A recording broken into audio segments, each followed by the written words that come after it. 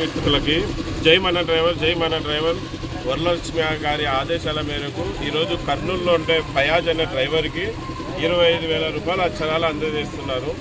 25,000 ఎందుకు అందజేస్తున్నారంటే అతని చిన్న యాక్సిడెంట్ కారణంతో నడుములు ఇరిగిపోయిన విషయం నాకు చెప్పారు.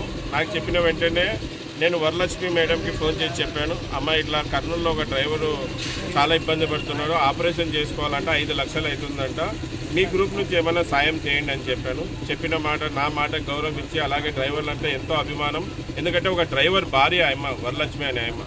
అందుకు ఏ డ్రైవర్లన్నా ఇబ్బంది ఉంటే ఆయమ్మ ఎక్కడైనా 2 తెలుగు రాష్ట్రాల్లో ఒక్కొక్క నెల ఒక్కొక్క డ్రైవర్కి సాయం అందజేస్తూ ఉంటుంది.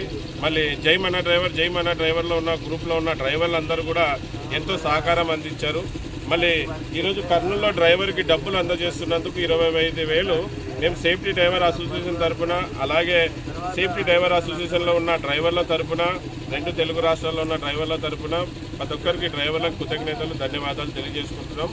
ఇలాగే ముందు కొనసాగాలని. మళ్ళీ అతనికి దాదాపుగా 5 లక్షల రూపాయలు ఖర్చు అవుతుంది, మేము ఇచ్చింది తక్కువనే. అలాగే దాతలందరూ కూడా అతనికి సాయం చేసి ఫయాజ్ అనే డ్రైవర్కి ఆదుకోవాలని మరీ కోరుకుంటున్నాము.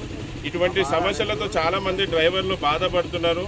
మళ్ళీ ఎన్నో స్కీములు ప్రభుత్వం చేస్తూ ఉంది. ఈ డ్రైవర్లకు కూడా ఇన్సూరెన్స్ సౌకర్యం కలిగిస్తే ఈరోజు అతను అంత ఇబ్బంది పడాల్సిన అవసరం లేదు, మేమందరం కూడా వీటికి రావాల్సిన కూడా అవసరం లేదు.